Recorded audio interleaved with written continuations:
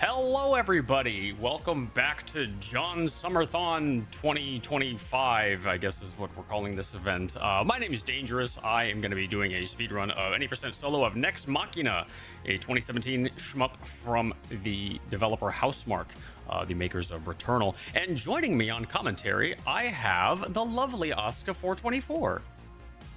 I think you might remember me from such runs as Final Fantasy Type 0, like yesterday. Or this morning, depending on your time zone. not that long ago. Yeah. And Asuka is the entire reason that I run this game. So here we go. Oh, by the way, incoming alert, absolute banger OST alert coming in. So yeah, we're gonna be running on Rookie because that is the difficulty that I run. I've only completed Experienced once, and I've never even finished Veteran, and that's my Master's lock. So we're just gonna do Rookie for today. So yeah, once we get started, I'm gonna be mostly quiet. Asuka's gonna be doing the bulk of the talking because this is a game that requires me to have both eyeballs glued to the screen the entire time, and my brain basically empty to be able to handle it. So we're gonna get this thing going in 3, 2, 1, go. And just a quick heads up, it can be a little bit high on the visual. Oh yeah, input, I guess for yeah. some people. There's a lot. Flashing light warning. big time flashing light warning for this game. Yeah, if there's one thing Housemarque loved back at this time, it was the love of visual clutter in everything on the screen. Anywho, so yeah, this is Nex Machina. Nice. Kind of ironic is the full name of this game is Nex Machina Death Machine, and when you translate Nex Machina, it translates to Let's go. Death Machine. That's actually like the second best power up in the universe. Yeah, it wasn't weapon spread, but still. Yeah, so he's literally playing Death Machine, and it's just something I love. Death Machine. So yeah, this is a 2017 Housemarque game, and it is a shoot 'em up or shmup, one of my favorite genres out there. Made by people that did Returnal. Before Returnal, Housemarque did a lot of really cool like arcade style games and homages to earlier games. So if you've ever played a game called Super Smash 2D, first off, awesome. Second off, you will see a lot of similarities between that game and this. Basically, there are 5 worlds in Rookie, specifically exclusive to Rookie. There are only 5 worlds, and game is going to be going room to room and clearing out enemies to progress to the next room. With it being a shmup, it's a lot of pew pew pew, a lot of bullets, and he's going to be collecting power-ups throughout the game. There's super weapons or powerful weapons, and there's power-ups. If you look at the bottom left-hand corner of the screen, you can see a big circle with a really wobbly beam thing. That is the secondary weapon, the powerful weapon. But those little triangles we're going to talk about first. Those are the power-ups. The 5 that you can collect are shield. It gives you a shield like you just picked up. You get a free hit in shmups. You get hit once, you die. With the shield, you get hit twice and you die. You can get a triple dash, which, surprising no one, you get dash 3 times instead of 1. You get dash explosion, which means when you land a dash, it creates a small explosion around you and does damage. There is weapon range, which turns your single stream of bullet into a double stream of bullets with a bit longer range, and then the final one that you just picked up is the weapon spread. That makes it a much wider fan of bullets, and gives you just a lot more spread. When you collect, as you're collecting them, at most you can have a total of 3 streams of bullets. Once you collect all 5, you're fully powered up, and that 3 stream becomes a 5 stream, as you see right here. So basically, Dane is strong. And he uses those bullets to, well, kill everything. The other thing, that big giant scary beam that's in that circle, that's that secondary weapon. In single player, for most map, or the individual map areas, you want to get Power Shot. It is basically a very focused Kamehameha blast that You can see Dane charges up. You have to wait till it fully charges up at the end. And then you do the shot right there. Now, what's really cool about Power Shot is when you use Power Shot, it also creates this little like explosion around you, so you get to do a little bit more damage. There's a little bit of an advanced strat of using that extra bit of explosive iframes around you as you are going. Okay, now that I've yapped for about 4 minutes and 8 seconds ish, roughly, right now Dane is in the boss room of World 1 already, and there's a whole bunch of little ads that appeared, and Dane picked up a weapon that is really crappy. We call that the sword. The one I see really want for, like, is a sword, but for this enemy, for Beamtron, it's actually the strongest weapon. Beamtron only spins in a single spot, and the sword takes advantage of that. So what you see Dane doing is dashing through the boss repeatedly and slice through the enemy to do a whole bunch of damage. And when Dane does do those dashes through the boss, since he does have dash explosion, he does bonus damage just for being there.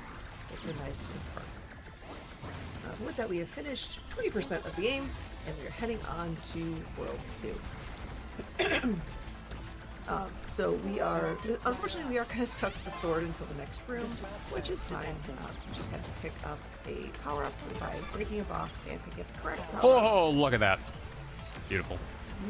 Yeah, Dane is getting something called luck that I am very angry at because I don't get on my own. So we're going to ignore that. But also nice. So those power boxes, there are 6 different power-ups, and honestly, there are really only 4 of the 4 of the 6 that matter. Sword only really matters for the first game. For a second I thought you hit the secret exit, which we'll talk about in a little bit, which I kind of would have given you heck for. And actually, you saw since he lost the shield, that 5 pack of bullets turns into a 3-pack. We'll talk about that in a second. But those special weapon boxes, and there's 6 different weapons. It cycles. It always goes 1, 2. It cycles through the 6 in the same order. However, what order or what number the box starts on is random. So it could start on number 2, which is laser. Power shot is 3. Rocket launcher is 4. Sword is 6, and 1 and 5 we don't care about. It's a prox bomb and then smart bomb. AKA, when I play veteran, I'm magically glued to grabbing those, and I hate it. Let's see here. So, yeah, sometimes you have to wait for the appropriate power-up or secondary weapon to appear. Dane, because he has annoying luck, doesn't have to. Must be nice. Me, on the other hand, I would be, well, waiting still, and it would have been about 84 years before it dropped. So, when it comes to power-ups, you saw Dane lost his shield. And if you look at that bottom left-hand corner again, that bar that's filling up, that is for killing enemies. Once that bar fills up, if you're missing a power-up, the game will drop a power-up on the next enemy killed. If you have all 5 power-ups, well, you just get a points multiplier because this game was originally designed for, score players, and we don't understand the concept of what is a score? It's a musical composition for a game. The music thing. That's right. Yeah, we'll go with that. But yeah. So, we're just progressing through each level. Each world has kind of its own like motif and cool-looking feature. But general rule of thumb, this game understands me at like a metaphysical level. I despise the colors red and pink, and pink is deadly. Pink are all the pew pew pew like enemy bullets that will hit you, and red are the color of most of the enemies. So the game and I get along really well. That was 20 years, like 2084, give or take a fortnight. It's fine. It's one of those two. Fortnite mentioned. Kappa, don't take that seriously. Sorry, we actually talk about video games here, not social trash experiments. I don't know. Fortnite. Anywho, that room that we just passed is actually kind of interesting in that you don't have to always kill everything that's on the screen. You just have to kill most things. If it is an enemy, that's fine. If it's like a turret or whatnot, you can finish the level without killing it.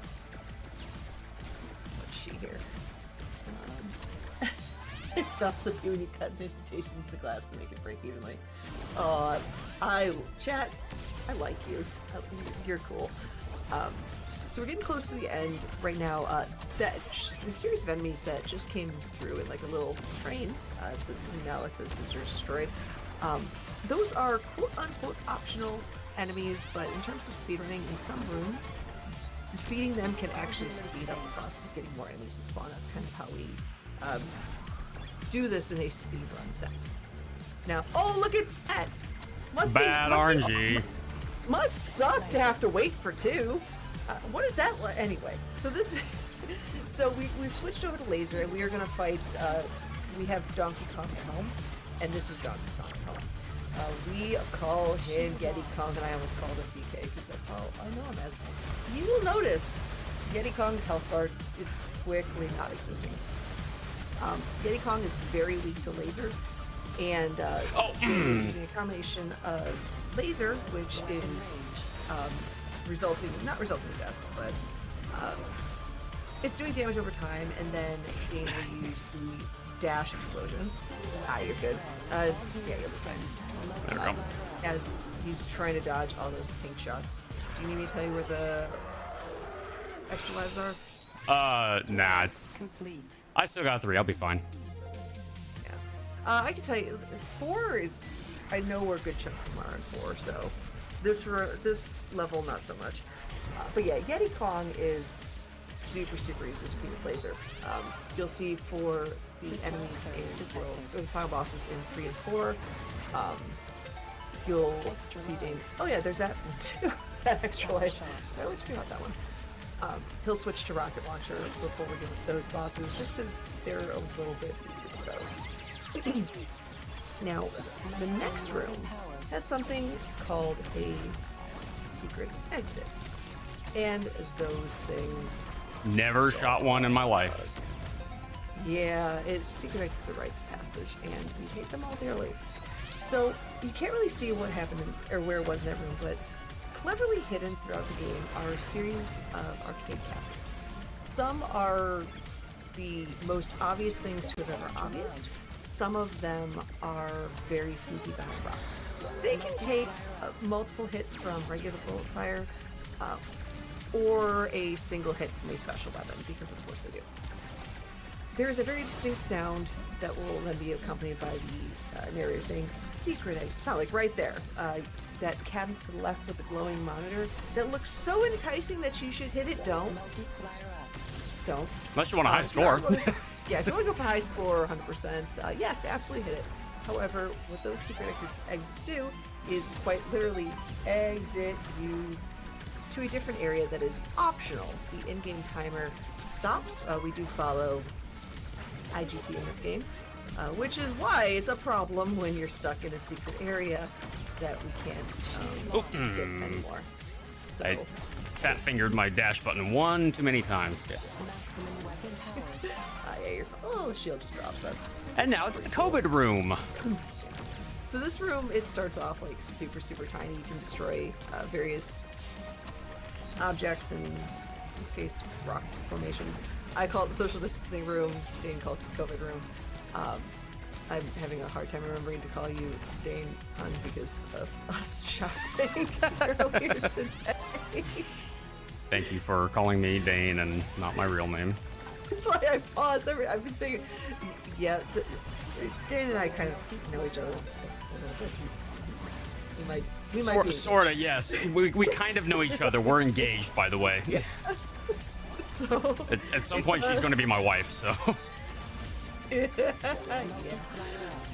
So, let's see here. Where are we? We're in lava. This room's actually kind of fun in that you can slowly get through each area, or what you can do to speed up the process if you kind of trust yourself to move in a short area.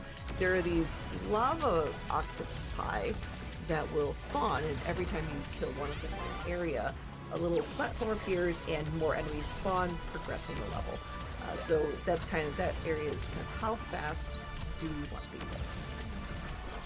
This next, like, once we finish this room, there is literally nothing we can do to speed this up. You just have to kind of wait until enemies spawn. It's... yeah. Auto-scroller! Yeah, you just kind of have to wait. Something I love talking about with this game is mostly stemming from the fact that I am a console peasant. This originated on PlayStation 4-ish? Maybe 3. 2017 would be PlayStation 4 most likely, yeah. Started off on PS4, and then after that was a very, very close shot to that. It was a little closer than I had planned to do, but we're good, we're fine. That was like Spaceballs level of like firing a warning shot like across her nose. It did like slightly damage it, but it's fine. It's fine. Mm-hmm. So yeah, it's originally on PlayStation, then it got ported to PC. The PC port is garbage. Mm-hmm. And actually, it's not like, it's one of those rare titles where it doesn't matter if you're on console or PC. Loading times are negligible. Like, so console and PC runs will compete against each other. I'm representative of the wonderful PlayStation group because yes. Good RNG again. God, I hate you. I love you, but I hate you. So Housemarque, in both this game and then a shmup we did previously, which is the game that got me into speedrunning, called Resogun, which everyone should play Resogun. It's amazing. Is World 3 bosses are where they decide to say, would you like RNG? Have more. Heltron is very much an RNG boss. Where his pink orbs go right there are completely random, so you really have to just react like on point. It is very annoying, and if you're gonna lose lives, this is the boss to do it in. You can kind of tell which way Heltron is gonna dash by literally watching Thick Boy's hips over here, because, well, those hips don't lie. So you just have to kind of... It's a boss, Heltron, and then my favorite boss in the next world, Enforcer Prime. They reward aggression, which is terrifying, especially on, well, all difficulties, but especially higher difficulties. But you can stun lock them if you are unafraid to dash into them and use your dash explosion and just have a dance with death and deal with those orbs that are probably gonna hit you. But Dane got through that pretty quickly. That one life is going to be very easily recaptured in this particular world. This is overall kind of like my favorite world in Rookie because, well, it has the greatest boss in this game, which is Enforcer Prime. And since I'm the one doing the commentary this time, I get to say that. It is the best boss, period. So, yes, I just raspberry on stream. It did not come through Discord, so. Well, everyone watching, just do a raspberry at the screen, and there we go. We can live vicariously through each other and raspberry. Anywho, this is very like cyberpunk 2077 area vibe. I don't know how else to describe it, but it just be. Yep. See, we have a friend in chat that they have performed the raspberry. This is now raspberry percent, which I love. Yeah, so one thing we'll talk about here is, you know, we're playing this on Rookie difficulty. There's 4+1 difficulty. There are 4 selectable difficulties: Rookie, Experience, Veteran, and Master. There's also the +1 difficulty, which is Hero, and that is completing Master on 1cc or 1 credit clear. Because yes, this game talks about 1cc's, and that has a special bonus thing in just a second. Rookie is really. Hey, you're fine. Rookie only has 5 worlds. Once you go to experience, there's actually a 6th world, the space station, and a 6th boss. And it's a trip. It is a spray my eyes kind of a butt. But, I agree there. yeah. Yeah, that's why I was like the first time I beat on better. I was like, oh, this is the greatest thing ever. I'm never going to play it again. And I proceed to keep playing it because I don't understand the concept of knowing when to quit when I am ahead. Ooh, was not looking to the right. And yeah. Raspberry percent just 2000 plus strawberry percent. I like you, chat. You're fun. So, with the 6 bonus world, there is a lot of fun in this game because this game likes making things difficult. If you go through experience enough and you complete all 6 worlds on a 1cc, which is a 1 credit clear, you unlock the hidden true boss of this game, which we affectionately call Sexy Nexy. It is in fact Nex Machina, and it's just a giant floating orb in the sky, and you don't get you get 1 shot. So if you have like 1 life left going into the Nex Machina fight, that's all you get. So you don't get to like farm practice beating her. Thankfully, we don't have to deal with her. In higher difficulties, when you do the speed run for this, we don't consider Nex part of the fight. Otherwise, most people, or part of the time, because then most people would just go, all right, I'm gonna game over at the very beginning, so I don't have to fight her in the time and beat out. It's cool. This room is a little fun in that if you want to, I did not mean to grab that. Yeah, you're fine. You can get in the boss room. Yeah. You can pick up the rocket launcher a little bit early. It's not that much of a detriment to pick up laser right here. Laser's pretty solid. It's a steady stream of beam detected. It's just a very slow moving thing. Let's see here. So yeah, we are heading into the boss of World 4, which is Enforcer Prime, who is super cool. Casually, Enforcer Prime is actually a very easy fight. If you kind of play defensively. If you want to play him from a speedrun standpoint and, well, beat him quickly, he very much rewards aggression, and it is very scary to fight aggressively against him because he will follow you. He has a specific pattern of attacks, and this first one is he starts with doing those, it chases you with that gunfire. What Dane was doing was trying to get him to lock into a sunlock position where the dash explosions would get him to not move. Otherwise, yeah, you can deal with the ads. You don't have to deal with the ads. It does get a little bit sketchier if you do, or if you don't, I should say. But for the most part, the rest of this fight's going to be pretty chill. Dane's taking a little bit more of a safer strat. Looks like he'll probably get the, got the kill before E Prime decided to come charge at him in full come at me bro fashion. Complete. So that didn't happen, which is nice. It's easy. But with that, we are already at World 5. The final world. Yeah. Mine! So, nice.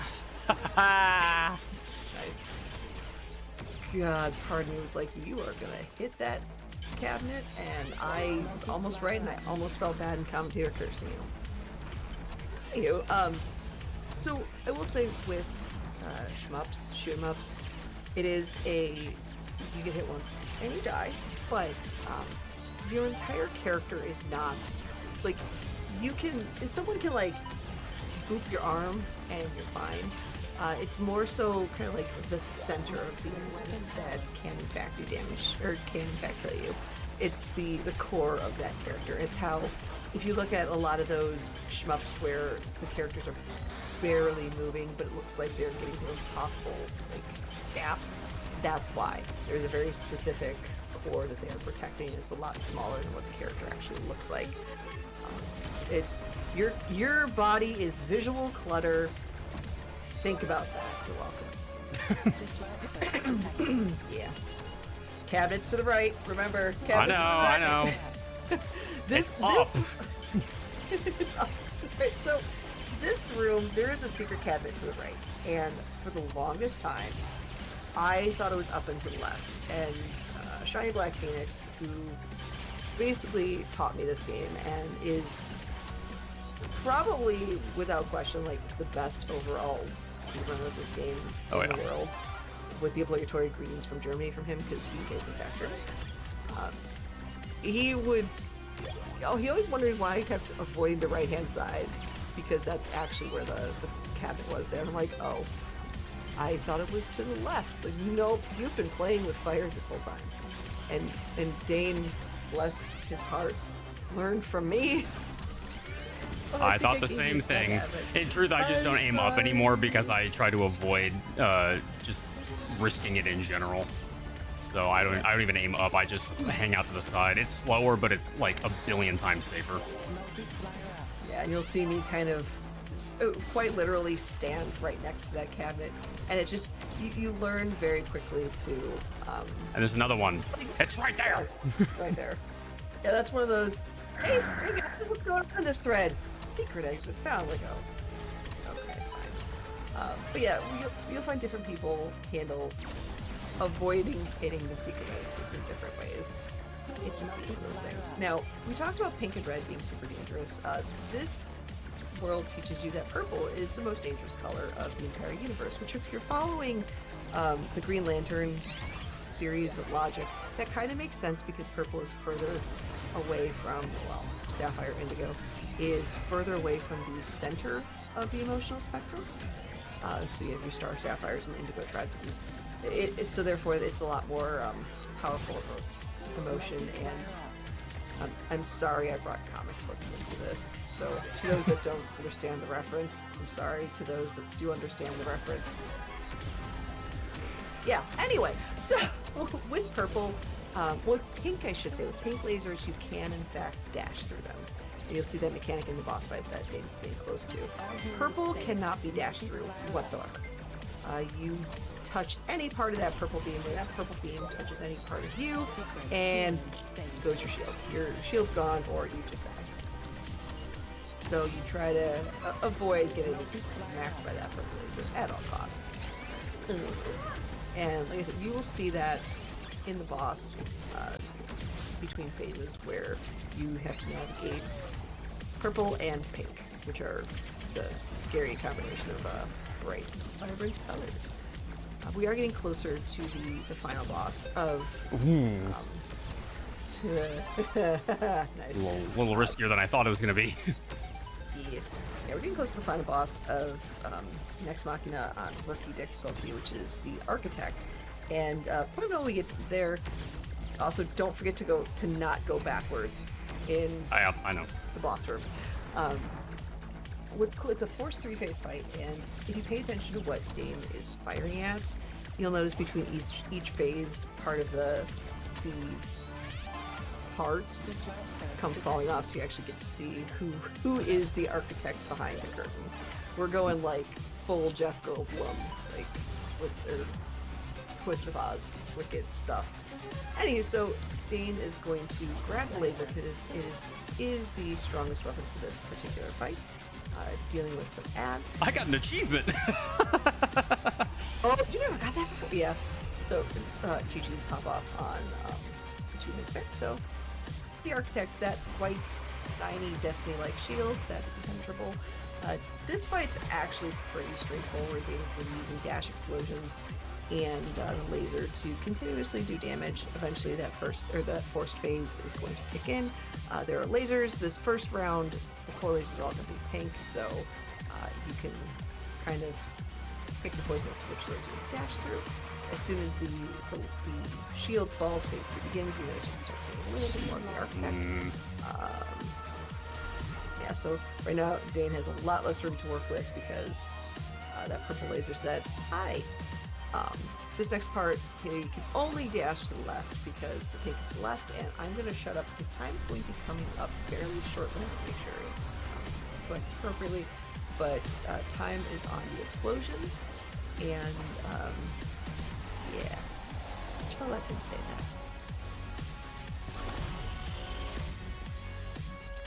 that. And time. GG. So, Complete. folks, if you're watching at home, that was a PB. I see that. Yep, that was an almost 30-second PB. I did